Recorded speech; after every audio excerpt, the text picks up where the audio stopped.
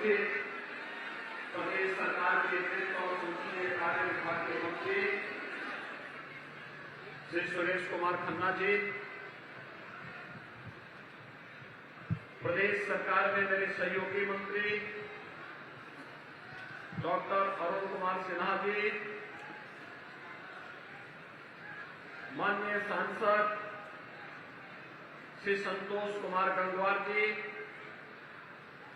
माननीय सांसद आंवला श्री धर्मेंद्र कश्यप जी, महापौर उमेश गौतम जी,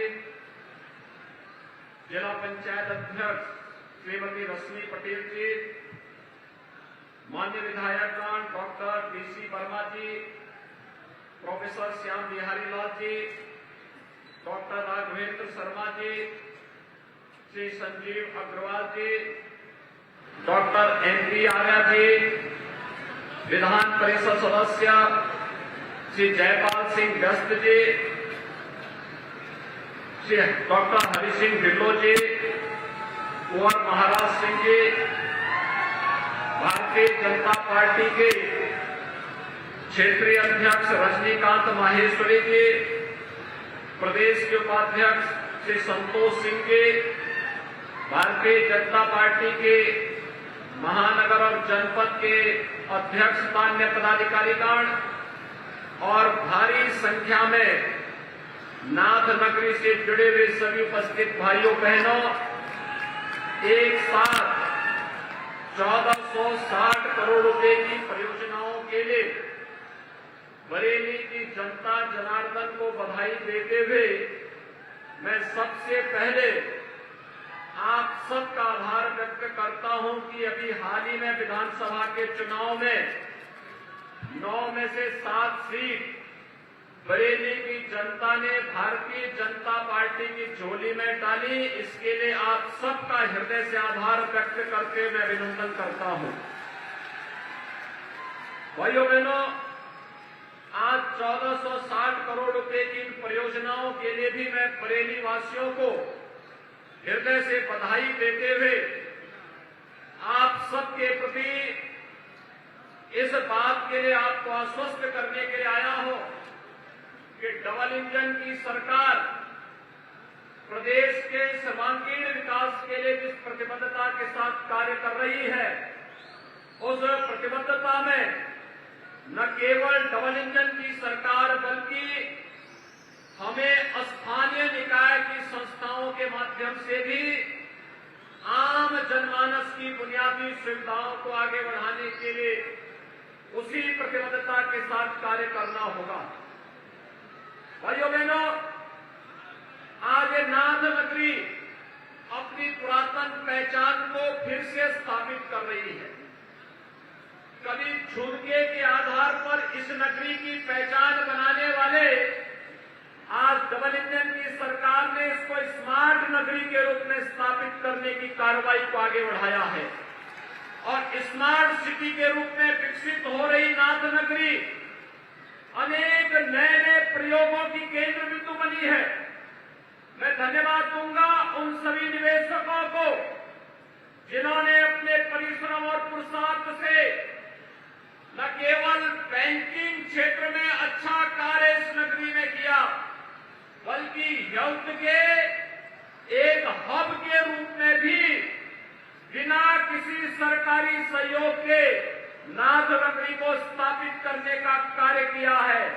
और उसके बाद मैं मानता हूं जितने जनप्रतिनिधि डॉक्टर, चाहे वह मानव के डॉक्टर हो चाहे वे वेटनरी डॉक्टर हो, जितने बरेली से चुन करके गए, प्रदेश में किसी भी जनपद से उतने डॉक्टर प्रदेश में जनप्रतिनिधि बनकर के नहीं गए होंगे। और इसलिए बरेली आज किस दिशा में आगे बढ़ रहा है इसका एक प्रतीक है। और इसीलिए मैं आज आपके बीच आया हूं आपसे कहने के लिए कि कभी झुमके के आधार पर इस नगर की पहचान थी। भाइयों बहनों, आज आपकी ये पहचान एक स्मार्ट सिटी के रूप में बदल गई है। आप सब जानते हैं प्रधानमंत्री मोदी जी ने 2014 में आने के बाद देश की योजनाओं में उससे पहले जो बंदरबांट होता था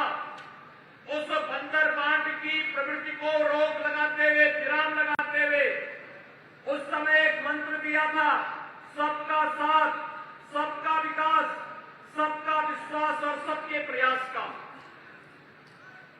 यह जीवन के सर्वांगीण विकास का एक मंत्र था और उसे पूरी ईमानदारी और प्रतिबद्धता के साथ लागू करते हुए केंद्र और राज्य सरकार की डबल इंजन की सरकार ने जो प्रयास प्रारंभ किए, आज भाइयों बहनों उसके परिणाम हम सबके सामने आ रहे हैं। देश के अंदर 100 नगर स्मार्ट सिटी के रूप में विकसित हो रहे हैं और उनमें से 10 उत्तर प्रदेश के थे।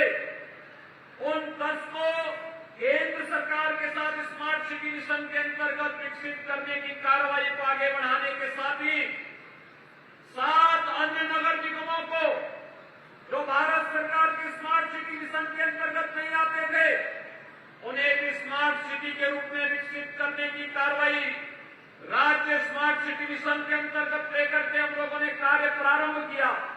और आपने देखा होगा कोविड कालखंड के दौरान स्मार्ट सिटी मिशन के अंतर्गत ICCC का उपयोग न केवल कोविड प्रबंधन के लिए बल्कि कूड़ा प्रबंधन के लिए भी, डोर टू डोर कूड़ा कलेक्शन और उसके प्रबंधन के लिए भी एक अभिनव प्रयोग किया गया। और आज मैं आपको आश्वस्त करने के लिए आया हूं कि आपने पिछले 5.5 वर्ष के अंदर उत्तर प्रदेश की बदलती हुई कानून व्यवस्था और बेहतर कानून व्यवस्था को देखा है। अब उत्तर प्रदेश एक साथ अपने 18 शहरों को देश के अंदर सेफ सिटी के रूप में बदलने जा रहा है और सेफ सिटी की इस योजना को ध्यान में रख करके हम लोगों ने स्मार्ट सिटी मिशन के साथ मिलकर के इस कार्यक्रम को आगे बढ़ाया है और उसमें बरेली भी एक है। भाइयों बहनों, आज शहरी जीवन में व्यापक परिवर्तन आपको देखने को मिल रहे हैं। कभी यहां लटकते हुए झूलते हुए तारों का गुच्छा हर एक व्यस्त बाजार के अंदर आप देख सकते थे, आज उससे काफी हद तक मुक्ति मिली है।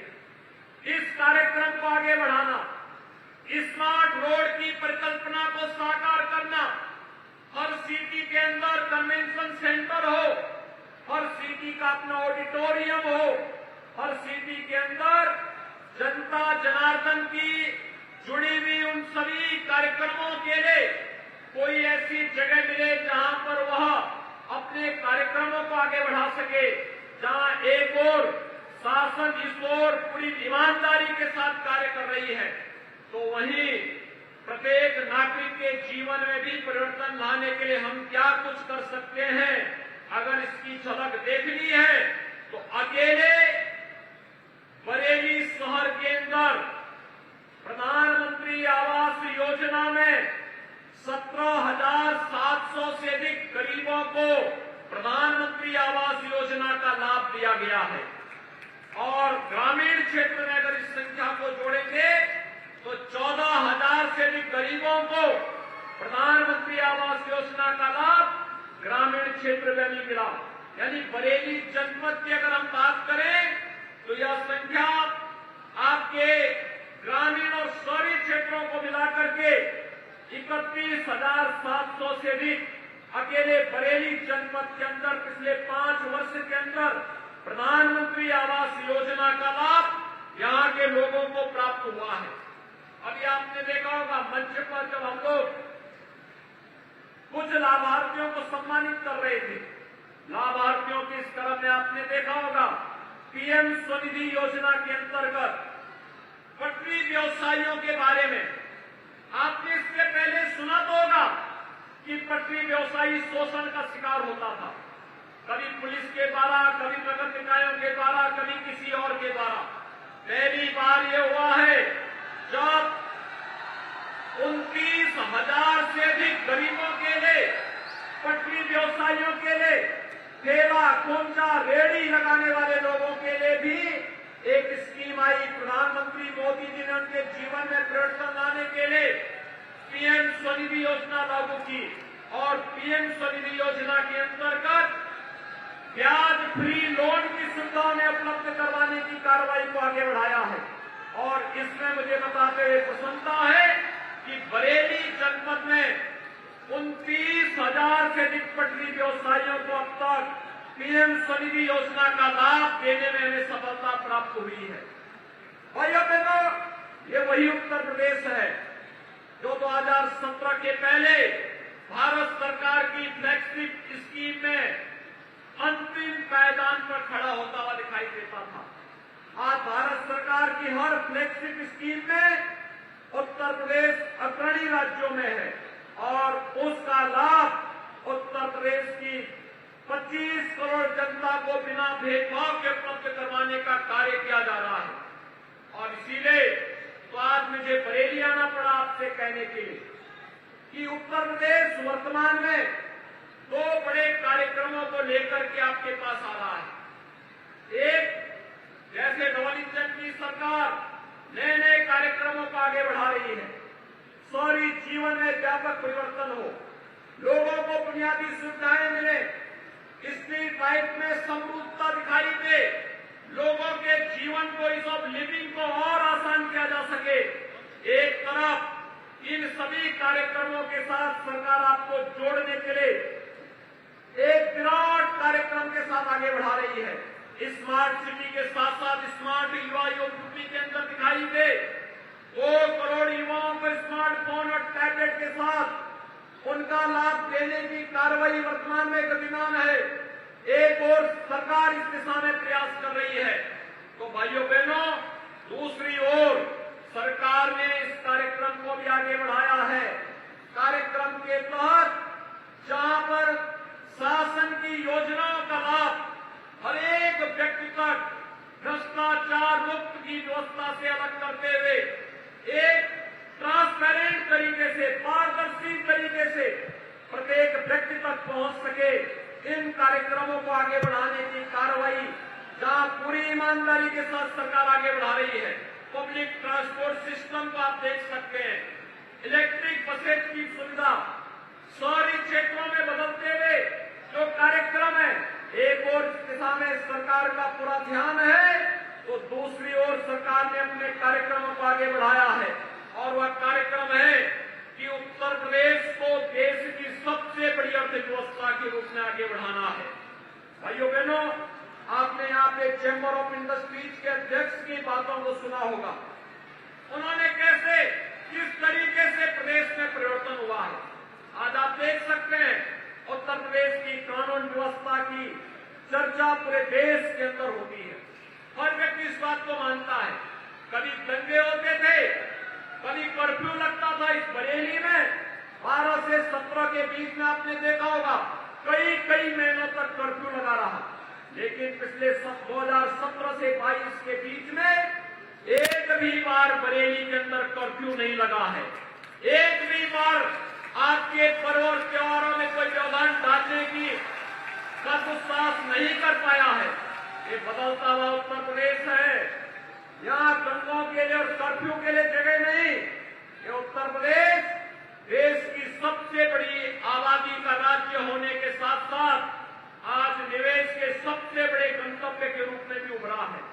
और निवेश के सबसे बड़े गंतव्य के रूप में उभारने के साथ ही देश की सबसे बड़ी अर्थव्यवस्था में बदलने के लिए हम लोगों ने प्रदेश में एक बड़े इवेंट को 10 से 12 फरवरी के बीच में आयोजित किया है। और मैं इस अवसर पर बरेली से जुड़े हुए उद्यमियों से, व्यापारियों से, चिकित्सकों से, शिक्षकों से और जीवन के विभिन्न क्षेत्रों में कार्य करने वाले उद्यमियों से, प्रगतिशील किसानों से, अपने युवाओं से मैं सबसे अपील करना चाहूंगा कि वे सभी लोग अपने आप को तैयार करें।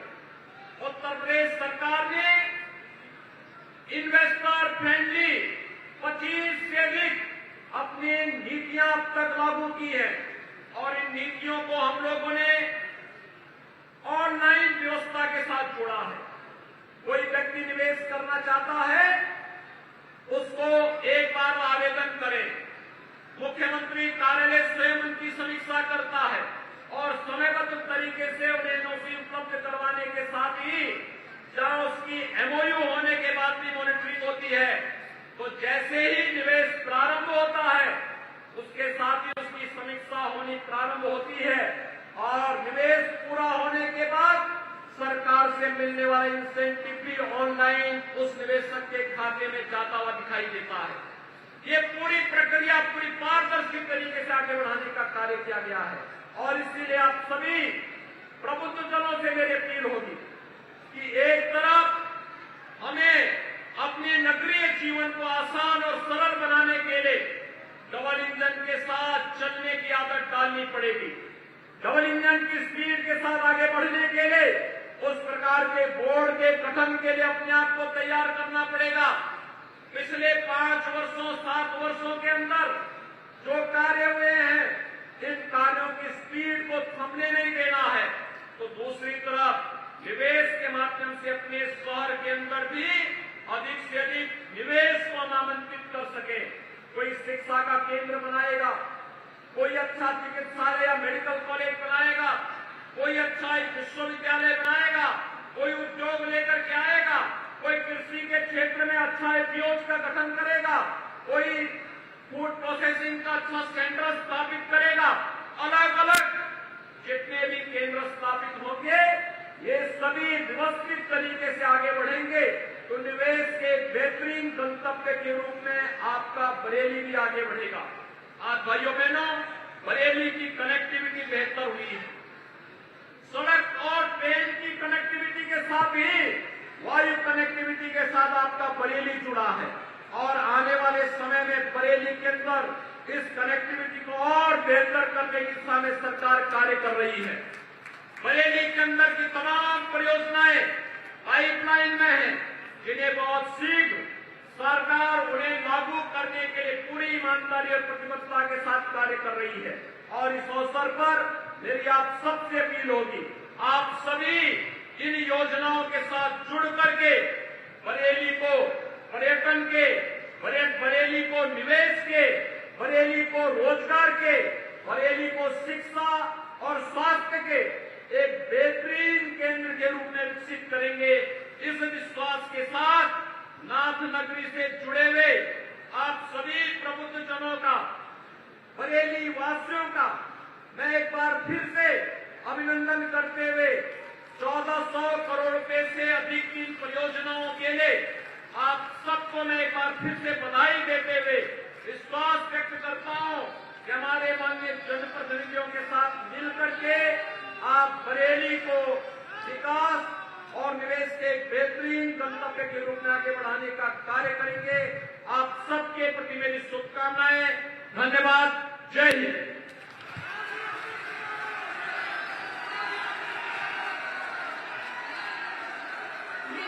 बुद्धिजीवी वर्ग निशब्द है, कृतज्ञ है, अनुग्रहित है महोदय।